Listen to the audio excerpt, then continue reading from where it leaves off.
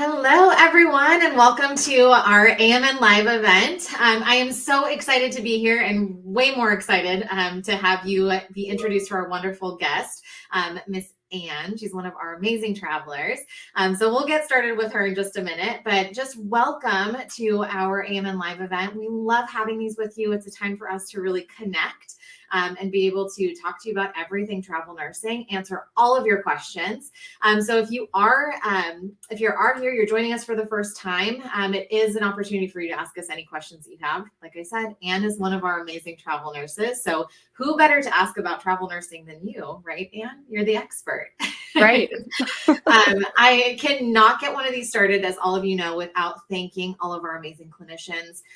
You have been critical today and every day, especially in the last 2 years as we've gone through this crazy pandemic world. So I just can't start without thanking you, and for also wishing you a happy Nurses Month. I think we're officially in Nurses Week. So happy Nurses Week and happy Nurses Month. Hopefully you're feeling all the love from AMN this month. Yes. I think actually today is Nurses Day, if I'm not mistaken, I think. I love it. Every day is Nurses Day. So even if it's not, happy Nurses Day. We're so excited to have you. So throw those questions into the chat. I'll be keeping an eye on them. But Anne, welcome. I'll start us off with just a super easy question. Tell us all why you decided to become a nurse. Oh gosh, it was so long ago, but I always had an interest in medicine. Like I just remember when I was little and my dad would cut himself, I would just be the one that would have to be there and do something because my mom would just panic. So I always had an interest in trauma, I guess. I played around with the idea to become a doctor, but I did not want to go to school that long. So I decided to become a nurse. I shadowed a school nurse, and I just kind of fell in love with it. So I just decided to go that path, and I love it. I love it. You got significantly further than I did. I wanted to be a doctor too, but the school thing was hard. What killed me was the OCHEM. So there's no nursing or being a doctor for me. So I'm in healthcare in this way. But Anne, it's awesome to have you. And for all of our amazing guests that are joining here, tell us what type of nurse you are and how long you've been traveling. So I am a neonatal ICU nurse. I actually started doing that about 12 years ago, 11 and a half years ago. So it's been a long time. I'm kind of, I guess, new in perspective in the travel world. It'll be 3 years in November. So just about 2.5 years in. I kind of just wanted to have a fresh start and just travel the world and find a new home. And I just kind of fell in love with traveling. But the NICU side of things, the neonatal baby world, is amazing. I love it. And I honestly couldn't ask for a better career.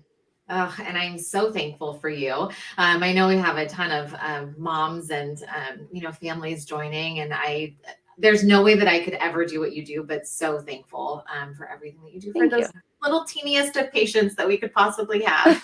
I love them. You're amazing. And so thankful for you. So I know yesterday we kind of had a little prep meeting and we talked about, why travel, what got you interested in it. And one of the things that we like to talk about in this forum is just providing information to maybe brand new travelers who have never done anything before, and just all of the confusing information that can be out there. There's a lot of different travel companies. There's a lot of ways to travel, but what are some of the questions or things that you wish that you would have maybe asked? I know you're a big question asker. So I probably, I might be rare, but I started out with AMN and I'm still with you guys and I still have the same recruiter. So I've been very, very thankful in that aspect. And I probably drove my recruiter nuts and still do because I ask a lot of questions. The biggest thing for me was health insurance benefits. I think that's a huge push because you never know. So to be uninsured is a terrifying thing, I think, to anyone to think about. And honestly, I think AMN has some of the best medical benefits out there in comparison to other agencies. And then I just think talking to as many people, even if it's different companies, build that relationship. You have to have trust because, your recruiter is the person that is there for you with every aspect of a new assignment, or if something goes wrong during your current assignment, they're the person that should be there for you. And, Yeah. the relationship I have with my recruiter has turned into like a friendship, and she's always there for me, always there to answer the questions. So I think that trusting your gut and going with your heart, and, any question that you have, you should ask. And Yeah. it's hard because I kind of like had a list and I went down and just asked everything. But I think one of the biggest things for me personally was health insurance. And then, asking about the exclusivity of the hospitals that, Yeah. that agency is partnered with. And I think AMN has a really big partnership with a lot of hospital systems. Yeah, two things that you hit on, Anne, that I think are so kind of important to summarize all of that great information. And it could be important to some, or could be, there might be other things that Mhm. are important. But just being able to ask those questions that you have on, I'm leaving my permanent job, where I have a 401k, I have health insurance benefits, I have tomorrow. So some of those things that are Yeah. like, a little nerve wracking, we'll get into that because I know you have some stories on that too. But what's the exclusivity look like? Can I get a job quickly? What is my insurance? Do I have to just have one option for insurance? Do I have to wait 30 days? One of the things that we offer is day one insurance if Mhm. needed. And then we also offer things for the entire you. And again, we'll talk about this too, because I know you have some good stories, but the entire you as a caregiver, we want to be able to take care of you. So our employee assistance program, being able to provide you with counseling sessions. If this year has been crazy, the past 2 years Yeah. have been crazy. And your mental health and your ability to just care for yourself is critical to us. So being able to provide those things to you, it's good questions for all of you on the phone to ask if it's not something that you've asked before.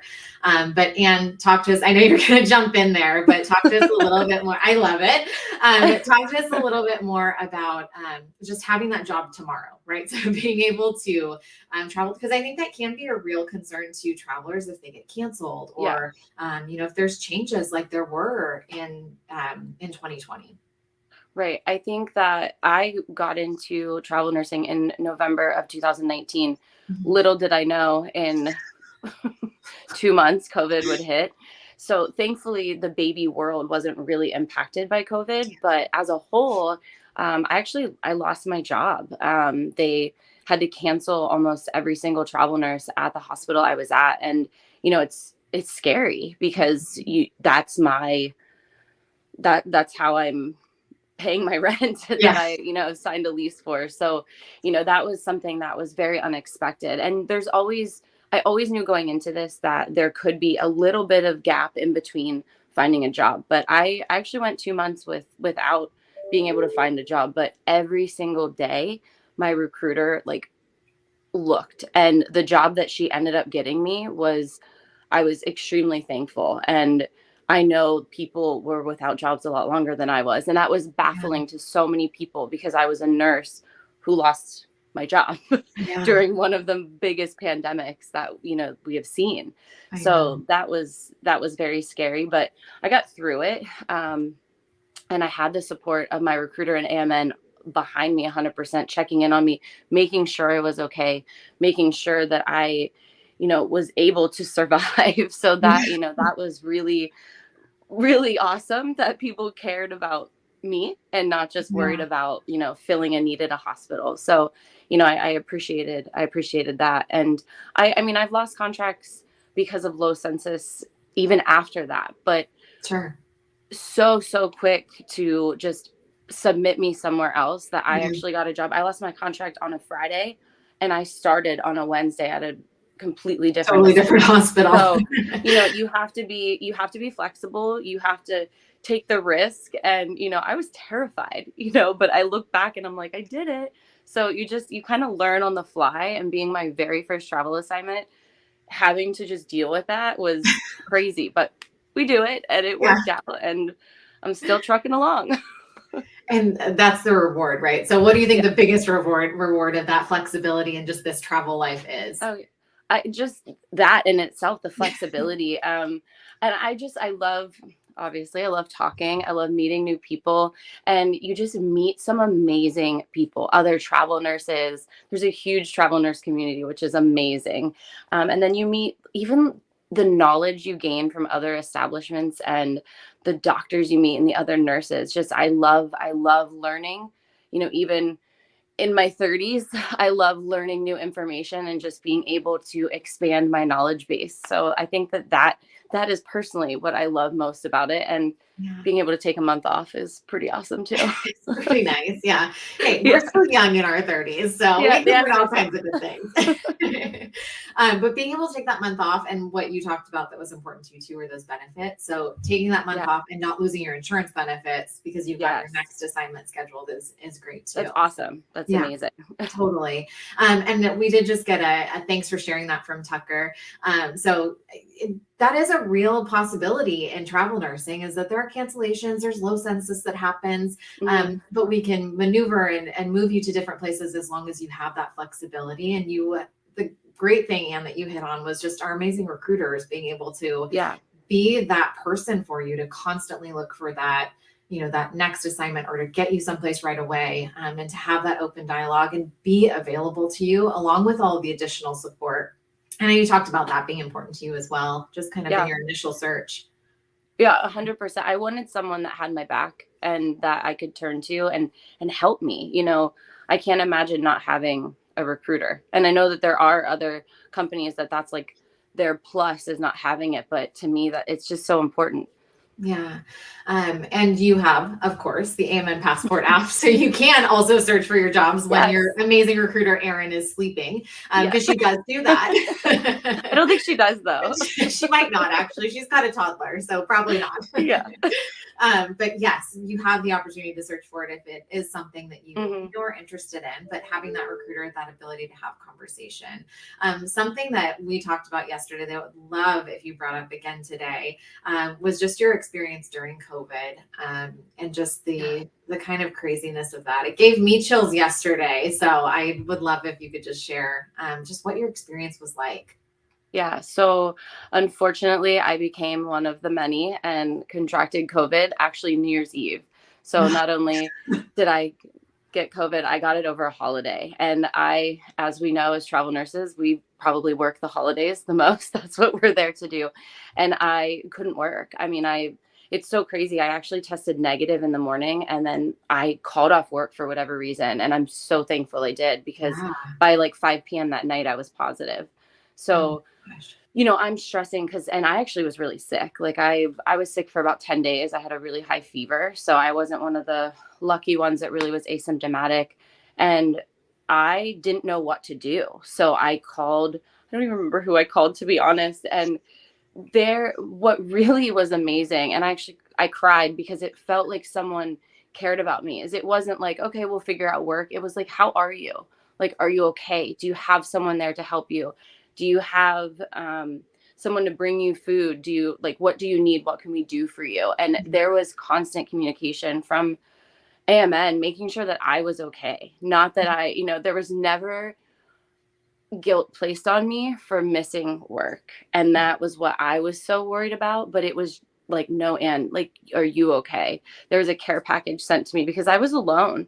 Like all my friends that I had were away for the holidays. So I sat in my room for 10 days and just, I think I overused Uber Eats as much. There's no such thing. Yeah. But I mean, it really meant a lot that you guys cared about me and not once did you say like, oh, we're so disappointed that you weren't able to work. And I was compensated. And the fact that there was a care package sent to me in such a timely manner was pretty amazing. So just having that support, it was a family. It really was. Like at that moment, AMN was my family because I didn't have anyone else here. Yeah. And I love that you say that, because that is one of our biggest goals for you, is to feel like you are a part of our family.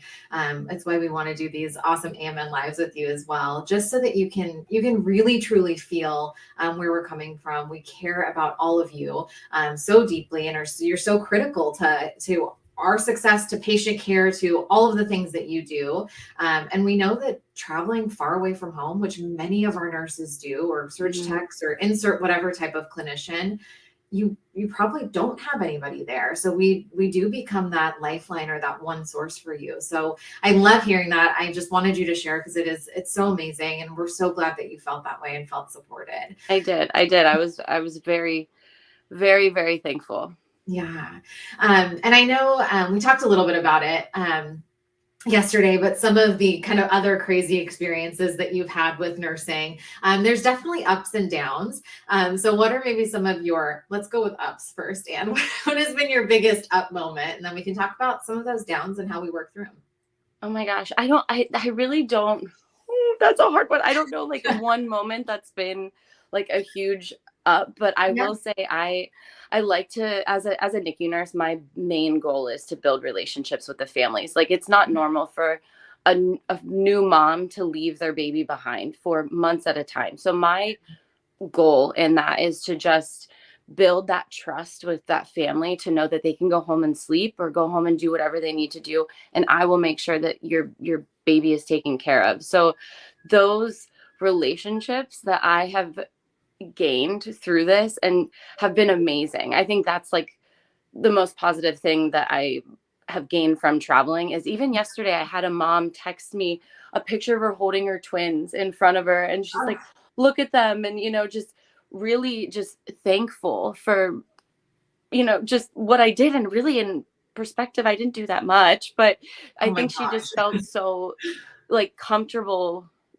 going home, and leaving her twins behind. And, she's like, we want you to come over. Like it's like a bond. It's a friendship that you build, and just having those so far from home, like there's not that connection that when you're working at home, someone that knows someone that knows someone. Yeah. These are really organic relationships that had no common denominator. And it's just the love that fills my heart in those circumstances is just beyond. So that's my positive. Oh my gosh, I love it. I think you've probably made everybody on this call emotional. So I'm sure our backstage people are crying. I'm crying, but it's amazing. And I think, those highs in what you do are, it's just amazing. It's amazing to hear those stories from you.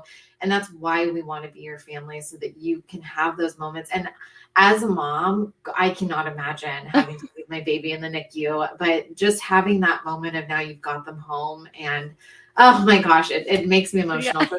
Thank you again, Anne, for all that you do. You're getting all the shout outs in the chat, but I mean, that's amazing. Travel nursing isn't always perfect. So what are those moments that maybe have been a little bit difficult, and how have we helped you work through them? I think the hardest part of traveling for me is they don't know you when you come in. Yeah. So you really have to prove yourself. And it's hard. You come, for me, I have a background of doing a lot of things within my specialty, and coming in and basically someone just being like, we don't know you, we don't trust you. That's hard, because I strive to be trusted. Yeah. So that is hard.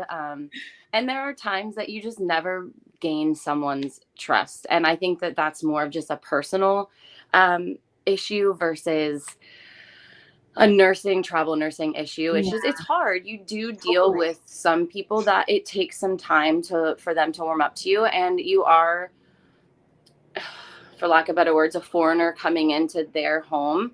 And, you kind of have to earn their respect. And I think that is difficult, but thankfully I've been able to get over that hurdle in most circumstances.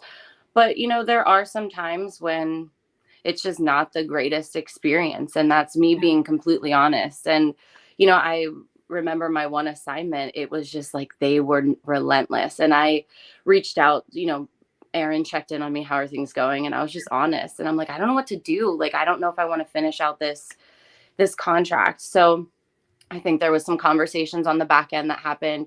There was encouragement for me to go to like a charge nurse or someone I trusted, and just have that difficult conversation to be like, did I do something? Like, what can I do better? And there was just, it wasn't anything that like AMN went in and did for me, but just the encouragement and the support to stand up for myself is sometimes what I need. Yeah, that guidance. And I think Yeah. where we talked about our clinical team in our last live, but just having that clinical manager that's assigned to the facility who can Yeah. even just set up that, here's the way to approach the dialogue. Let's practice it. Let's role play it. Let's do whatever we need to so that you can feel comfortable in having that. It's just one more Mhm. person that's kind of in your corner to help push forward. We did get a couple of questions in the chat, Anne, so Yay! we'll go through them. Any places you want to take an assignment in the future? What's like your dream assignment place? I do really want to go to Hawaii. I know everyone says that, but the NICU nurse is, I think it's really difficult to get there, but that's somewhere that I would really like to go. In Texas, oddly enough, I really want to go to Texas. I don't know why. It's just, I think that would be a fun place to travel. I'm from Pennsylvania. I don't know if I said that, but You like didn't, I'm but from yeah. the middle of nowhere, Pennsylvania. So really anywhere that's like warm and has water and is just fun, I'll go. That's why you ended up in California. Yeah, and I won't leave. I love it. We got to get you out of California to get you to the We other place. do. We do need to travel elsewhere. I love it. One of our actual internal AMN team members, Ms. Kim Martini, asked, is there anything you wish we could do to make your travel experience easier? Helping you find your next job, credentialing, pay, anything like that, that you would love for us to do. Credentialing is difficult. And I think but that's hard because I don't know how things are run elsewhere. But that is a very time consuming process. So I think and you are assigned a credentialing person at the beginning of but I think a little bit more one-on-one credentialing with people, especially starting out in the beginning, would be very, very helpful. Yeah. Because it can get very confusing. There's a lot, especially your very first assignment with a company, you Yeah. have to do a lot. And, I've kind of gotten the hang of it, but I think maybe a little one-on-one, A little credentialing or love. just, yeah, a little bit more love during that process Yeah. would be helpful. But I think everything else I've been extremely happy with. And like I said, Erin is amazing. I could give her kudos beyond because she's just been so helpful and just honest and transparent. And that is huge, Yeah. huge. Yeah. I love that. That recruiter relationship is huge for us. Mm-hmm. I think I mentioned yesterday, I was a recruiter and I miss having my conversations with my bestie travel nurses. Yes. You get to hear all about just the fun life out there. We're stuck in our offices, but you guys are out there having the adventures. That's honest on the credentialing piece. It is tough. And I mean, any nurse, when you first start that job, you've got a lot of liability. So there's a lot, you're taking care of patients and especially taking care of the teeniest of them, but really taking care of any patients. There's a lot that goes into that credentialing and making sure you are who you say you are and that your licenses are up to date and that you're protected. Just as much as your patients are protected. Mm-hmm. So it's a lot. That's totally honest. The thing you did talk about is that first time is worse. It's a lot harder to get all that stuff in. But it does get a little easier as we've checked all those boxes. But I appreciate the honest answer. We have another question from Jay. What do you feel you have to take with you when you travel to a new location? What are some of your must-have on-hand items in your bag when you get to a new place? This is it's really funny. I started my travel adventure in a Jetta. I quickly outgrew the Jetta. Now I have an SUV. I bring way too much. I am not a simple packer, but people call me out on this on every single assignment. An apple slicer. Oh, I love it. Yeah. And my Instapot. Those are the two. Totally. An apple slicer. I would never have thought of an apple slicer, Anne, but that's a good one. Yeah, I know. People are like, you bring that with you? I was like, this what I did not get rid of in my kitchen at home. I brought this with me. and people everywhere say about it. And I guess it comes from the fact that I can't bite into an apple just for other reasons. And I love eating apples, but I have to slice it. So it just makes my life easier. Yeah, it's an easy snack, especially on the go when you can just have a quick second, right? Yes. So following up with that, because you're not living in the Jetta or the SUV, how do you find housing? I find housing mainly through Furnish Finders. Am I allowed to say that? Sorry if I'm not. Yeah. Totally. They have been very that's been my outlet most of the time. During COVID, I used like Airbnb because they like shut down Mhm. all their travel. So that was kind of me helping them help me because Yeah. they needed the rentals, and that was something that they were allowed to do. But there's Facebook, there's so many outlets, but for me, Furnish Finders has been the most successful. Yeah. I think what's great about them too is that we've heard horror stories. I'm sure you have too, of people who Yeah. are spending money and they lose like Yeah. thousands of dollars. So just having that, that group of people who can really vet the housing for Hmm. you, and it's usually, I mean, very reasonably priced, Yeah. and it's specific to travelers, so they know that that's what they're getting. So I love hearing that. How far in advance do you find your housing, Anne?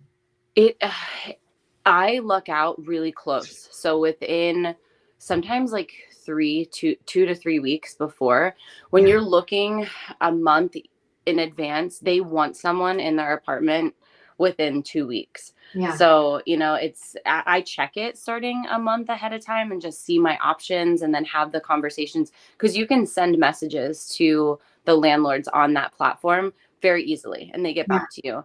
yep. But one thing I will say is I will not stay somewhere unless I have a FaceTime with them because I Good want them advice. to know me Yeah, and, to get to know them and see a real person and see the place. So I think that was actually something that a landlord required of me yeah, a little over a year ago. And then it was really beneficial that I think that that's something that us travel nurses should keep in our back pocket is it makes it real and yeah, you can see where you're going to stay and it's some not comfort, I'm blanking on a word, but just that you're going into what is pictured online. So totally. yeah, It's not just pictures. There's actually walking there's through. actually, yeah, And there's for those actually a of us, room. as crazy planners, it also helps us get our mind on what we need to Yes. bring. Our apple corer for sure, but Yes. all of those things. But So most places you don't need to bring like towels, yeah, and if this is someone new, you don't have to bring sheets, you don't even have to bring a pillow if you don't want to. yeah, Bath towels, like all those things usually are provided by the landlord. yeah. In every situation that was the case. That's Um, yeah, so really you could just bring a suitcase of clothes and toiletries that you like and you're set to go. yeah. That's so great and such good advice for really for any traveler. Yeah. Another question here that I love: how do you rest and recover so that you can give your all to patients, your little patients and their families? I You're I on vacation right now, so that's good. yeah. But I mean, I like to hang out with friends, whatever Mhm. that may be. But I actually like to just chill by myself and just take some time, take a day, lounge on the couch, watch some Bravo TV. That's my guilty pleasure. Yeah, And just like whatever makes you happy. So for me, sometimes it's going to TJ Maxx, sometimes it's going to the grocery store and making a really good meal. Um, I maybe going on a hike. So it's nice when you're in a place that has really beautiful scenery to go on a hike. But for me, if I had a stressful day and I have even just one day in between off, I mhm. don't leave the house. I stay in my pajamas all day and just focus on me and what makes me happy. Yeah, and that's such a huge focus, just in the world in general today, right? Is that piece of self-care, but even more so, I think for our clinicians. So, taking that time for yourself, being able to really be selfish and Hmm. provide yourself some of that self-care, whatever it is, popping a mask on or just sleeping in Yes. or what going to TJ Maxx, I love, or Home Goods or whatever you need. Yes. But making sure, I feel like that's a really good piece of advice for clinicians, or any clinician, but travel in general too, just to find those moments of self care, Yeah. and really, really take care of yourself. And it's okay. I mean, I've gotten a lot of guilt put on me just from like not purposeful guilt, but just like Yeah, friendships and relationships. They're like, well, come do this. Let's go do here. Let's go here. For me, like I'm tired and yeah, everyone needs rest. So just don't feel guilty for taking a day of doing absolutely nothing yeah. because we need that. That's more than okay. Yeah. Mhm. You do more than enough over your 12, 10, 8 hours of work that Yeah. You Yeah. absolutely deserve the rest. I love that. Another fun question. Do you stay in touch with any of the travel nurses or perm staff that you've met along your journeys? Sure do. Yep. I do. It's kind of crazy because you forget that they're people that you just met because they become such close friends. Yeah. But yeah, I mean, granted, I haven't left California, but I have friends that I have in San Diego. That's why this is my vacation. I'm in San Diego right now, Love it. working up in the San Francisco area. And then when I go back there, I have friends there. And it's good to like reach out to them too, like having their number. If it's a hospital you want to go back to, shooting them a text being like, hey, I want to come back. Is there an opening? And then they can kind of give you that connection too, to like the manager side to be like, hey, if you need someone, I'm here. And that is something that I have benefited from, is that you have these relationships that actually help to get you to return to a place that you may like. But yeah, I made some really awesome friends in the travel community and just permanent staff at other places. I love it. And I would imagine within the travel community, you can also ask them where they've traveled to. Yes. Maybe that you'd like to go to. Yes.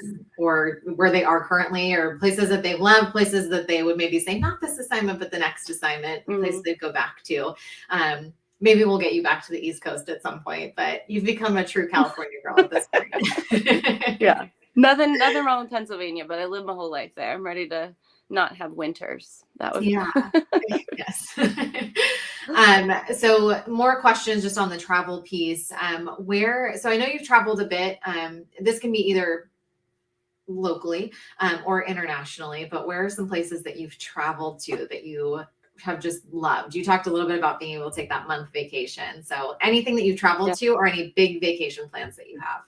So I go to Mexico every year. 10 years ago got suckered into a timeshare. So that's my vacation, but I love it. It's a guaranteed vacation. I go every like March, February, depending on the dates, but I love going to Mexico. I really haven't been anywhere else. I've been to Canada, Mexico, the Dominican, but I just really enjoy going to Mexico. That's probably my favorite, but I really, really, really want to do Yacht Week.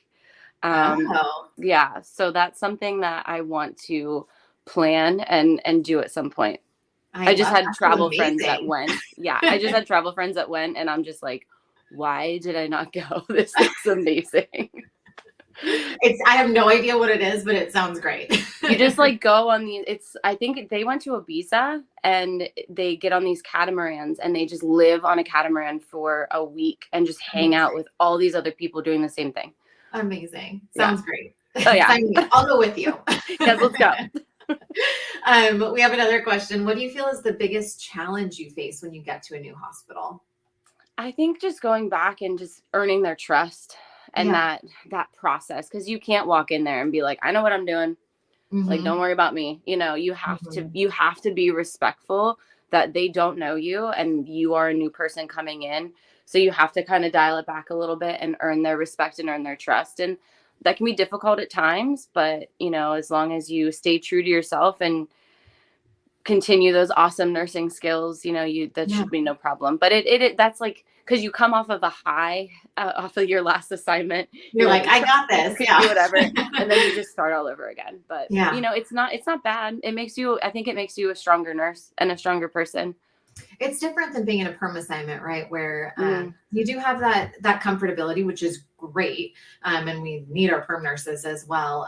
But it gives you a little bit of a different challenge every 13 weeks or 6 months, that you're stepping into something new. It's an opportunity to learn. So I think some of the things that you've talked about are so important to you, is just having that challenge. It gives you that, it provides that to you every time. Another question. So what roles are you hearing are the most in demand from the nursing community, specifically within the systems you've worked? So where do you feel like there's the most demand? Well, with me, I'm kind of guarded. I work in children's hospitals a lot of the time, but labor and delivery, I feel like is really a high need. That surprises me, because I would have never thought that, but they are always needing, help, because they're busy. Like, they are. Well, post COVID, and come on. Gosh, I mean, it's crazy how busy they are. And even like like postpartum nurses, like with being a NICU nurse, I kind of get floated there sometimes at different Yeah. facilities. Postpartum nurses are the hardest working nurses I've ever met in my life. No Yeah. offense to anyone else, but I am like, you guys do so much work and your turnover is so fast. And then you just have to do it all over again. Like they just run. And sometimes I sit there and I'm just like in awe of their positivity and just how they're like, this is what I love to do. Cause I mean, Yeah. I go crazy because I'm like, this is so much. Like, and I'm used to sick patients. So I'm like trying to find something wrong with these babies and there's nothing wrong with them. So they're just like, no, and everyone's healthy. You just have to, Gotta get them like, going. Yeah. get them out of here. Make sure mom's doing good. Make sure the baby's good. Get them changed. Get them out the door. Yeah. And I think, ERs, I always hear ERs need help. And like the labor and delivery postpartum side, I feel like are the biggest ones. I would assume adult nursing, like adult care, even COVID is still existent. Unfortunately, I think they're always busy. And I think the unfortunate part of that is a lot of those nurses are just, they're spent. I can't imagine, I'm thankful for the job I have. And I feel guilty sometimes people thanking me for being a frontline worker when I'm like, there are so many nurses that have been through so much and I just can't imagine. So you still deserve all of our thanks. Tenfold too. So thank you. Yeah. A couple of things I do think are important to hit on.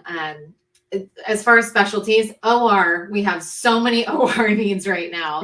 We're getting back to, even though COVID is still a thing, to your point, Anne, we are getting back to those elective surgeries. So if you're an OR nurse, call us because we absolutely need you, along with all of the other nurses. So feel free to reach out. But you also talked a little bit about floating. And I think it's important for travelers to understand that, and really in any hospital setting, right, that you as a NICU nurse could be floated to a postpartum if that's where the need is. Right. Or for our adult specialties, if you're an ICU nurse, you probably are going to get floated to a step down or a med surg unit if that's where the need is. So talk a little bit about that. Was that a shock to you or pretty normal? So my home hospital, we would get floated to the PICU, but the patient had to be less than a year because at that point you're really out of your specialty. But I will say my first assignment, I will not say where it was awful. They were expecting me to take care of like toddlers. And I'm like, these kids feed themselves. Like I literally went in and this kid picked up his own bottle and I panicked because what? I don't know how to do this. So, that was a big change for me. And I told them, I was honest. I'm like, I do not feel comfortable. Like, and I think that you have to kind of own your knowledge set and own your skills and stand up for yourself because I did not feel comfortable. I didn't want to make a mistake. And I didn't think it was fair to the patients to have me as their nurse when I didn't really know how to provide care to that age group. So I stood up for myself. It didn't go well, but it is what it is. And, you have to just make sure that the patients are getting the best care. And I didn't feel that that was the right thing to do. But, overall, on the job description, they will tell you, most facilities will tell you, the expectation is for you to float to peds. They'll list the age group of what you take care of. Postpartum, like there are some places that want you to do couplet care. So as a NICU nurse, you would take care of the mom. I unfortunately can't go there because that's not part of my wheelhouse. I don't know that part of it. But it's a question to ask too. I know I've had a lot of phone conversations with the managers before you're hired at that facility to ask those questions and to be honest. Don't just take a job because you think it's a great place to go if you don't feel comfortable being floated to those places. But floating isn't bad. I mean, they understand. And if you're floating, they expect the same things from their own core staff. So the unit that you're getting floated to understands that, you may not know where things are. And I haven't really had, other than that very first job, I haven't really had an issue. I think just that honesty, being able to talk to the facility, that's where your clinical manager comes in hugely too and can help support you. And does it make sense? In most cases it absolutely does. They're not going to expect a huge difference from you. But there are, there might be some times where maybe it's a new facility or they're not used to having travelers. They just need a little understanding of what what you can do and what maybe is not the best. So I love you talking about that. We've gotten a ton of new questions in. So I think we got one that says, have you made some great friends through travel nursing? So yes, absolutely. Yes. Thank you for working with us and all that you do for our patients. We so appreciate you. I know we also are getting tight on time and we've got all these questions, but have you created criteria for yourself that helps you identify where you'd like to travel next? So anything that you're like, I really want to do this. So I go back and forth because I try to plan ahead, but I really enjoy sometimes the last minute of things. And, money becomes a play in it too. There are higher paying places and sometimes it's like, oh, that's a really good high pay right now. So I'm going to go to this place, even though I really don't want to. But, it's thankfully worked out for me. And even if it wasn't a place that I was like, I don't really know if I want to go here, it's been wonderful. And then it's somewhere that I go back to. Like I never wanted to go to like San Francisco, which wasn't my thing, but now this is my second time there because I loved it. So you may doubt that you'll like the place, but then you go and you fall in love with it. Yeah, absolutely. Oh my gosh. Well, I love having this conversation with you, Anne. We'll have to bring you back because it's just so much fun. And we've got so many great questions. I know that you're tight on time. You have to get on a flight here pretty quickly. I do. Yeah. Get back to work. But thank you so much for just taking this time with us and answering all of our questions. If you have any more questions, feel free to throw them in the chat. I can get with Anne and get answers for you. But we will continue our series on AMN Live. So one other plug I'll make for you, Anne, is that Anne actually did a TikTok video and it's on TikTok for us, as well as on our Instagram, AMN Nurse. So if you're not following us on both of those two platforms, please make sure you do so you can see Anne's beautiful face. She's been so much fun to talk to. Thank you. Thank you. And I'll wrap us up with just any last minute thoughts, any one piece of advice that you would give to anybody looking to travel. Take the risk. It's worth it. Simple as that. It really is. It's fun. It's so fun. Make the jump. It is. It's so fun. And then let us know where you are because it's so much fun to hear. But thank you. Thank you again. Thank you to all of you for joining, for all of your commentary. And we'll see you again next time on our AMN Live. Bye, everyone. Thanks for having me. Bye.